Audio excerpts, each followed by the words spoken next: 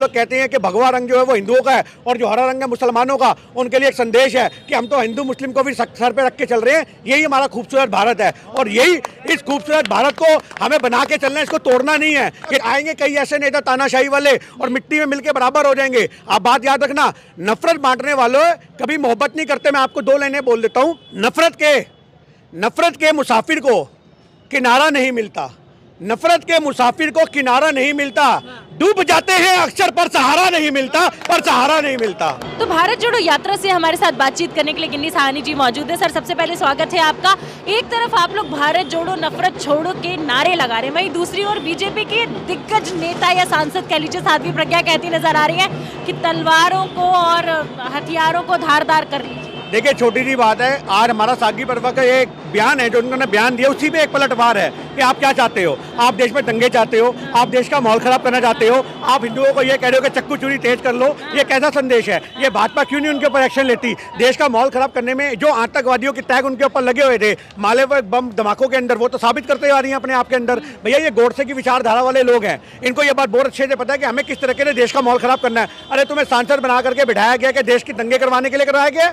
आज ये बात सोचने की बात है। ये हिंदू मुस्लिम को लड़वाने के लिए इस कदर उतारू हो चुके हैं कि इनके लिए चक्कू छुरी तेज करवाना और गली बाजार में किसी को खुबवा देना ये कोई बड़ी बात नहीं है। ये बीजेपी के सांसदों को सोचना चाहिए और मोदी सरकार को संज्ञान लेकर इनका इस्तीफा करवाना चाहिए। सर, आप लोगों पे भी तो लगातार बयानबाजी की जा रही है, कहा जा रहा है कि कांग्रेस जो है दिखावे की रैली कर रही है। ये काहे की रैली? ये रैली थोड़ी ना है, ये तो यात्रा है। तो कहना है कि यात्रा बेकार एक दिन की होती है। हाँ। रैली तो एक दिन की होती है, यात्रा 150 दिन का एक संकल्प है। हाँ। ये संकल्प है देश को जोड़ने का, ये संकल्प है नफरत को खत्म करने का, ये संकल्प है हमारे देश की जो एक रीढ़ की हड्डी कमजोर हो चुकी है अर्थव्यवस्था, उसको दोबारा से सुदृढ़ तरीके से मजबूत करने का। आज महंगाई के मुद्दा इस यात्रा का मुद्दा है, आज भ्रष्टाचार का मुद्दा इस यात्रा का मुद्दा है, आज जो देश में तानाशाही है वो यात्रा का मुद्दा है, जो इनके सांसदों की मनमानी है, बदमाशी है, गुंडागर्दी है, उसका मुद्दा है। तो ये यात्रा का जो संदेश है वो बहुत सिंपल सा है कि आओ मिलकर 2 कदम आप चलो, 2 कदम हम चलेंगे, तभी देश मजबूत होगा।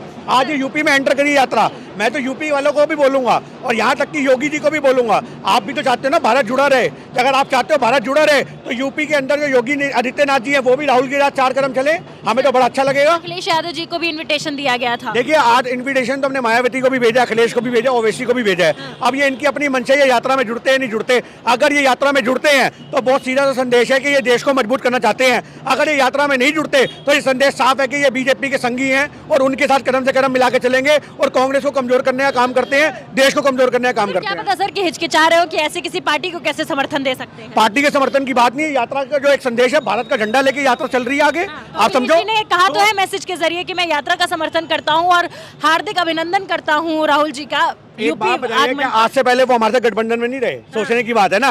जब तब तुम हमारे गठबंधन में रहे हो, तुम आज ये संदेश देना चाह रहे हो कि मैं गठबंधन का हिस्सा रहा हूं और मैं देश से प्यार करता हूं, तो यात्रा में चलने में क्या दिक्कत है? आप ये बात बताइए। आज अखिलेश सरकार को सोचना चाहिए कि आज तुम्हारे जो मंत्री हैं, जो तुम्हारे आज वहां पे सांसद भी हैं, जो तुम्हारे एमएलए भी हैं, उनको भी आप राहुल जी के साथ चलाओ। अरे यार, तुम्हारे यूपी में स्वागत नहीं करोगे अखिलेश भैया?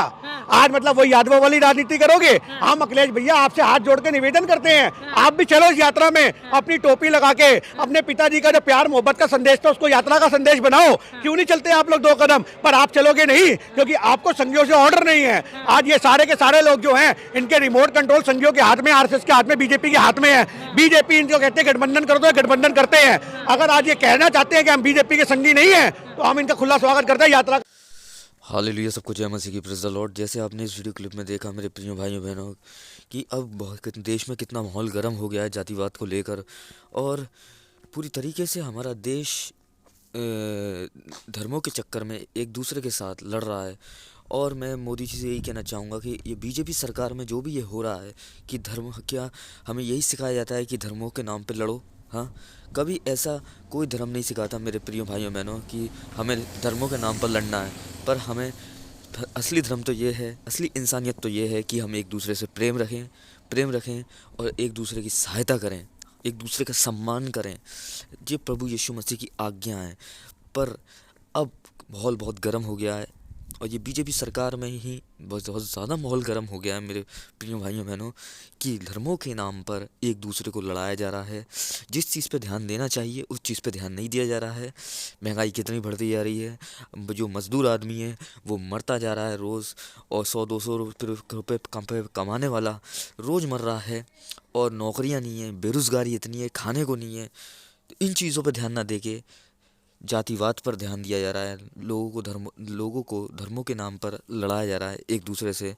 तो हम मोदी से यही कहना चाहेंगे कि ये खेल कब तक चलता रहेगा, इसे जल्दी जल्दी प्लीज़ ख़त्म करिए, ख़त्म करिए, ख़त्म करिए।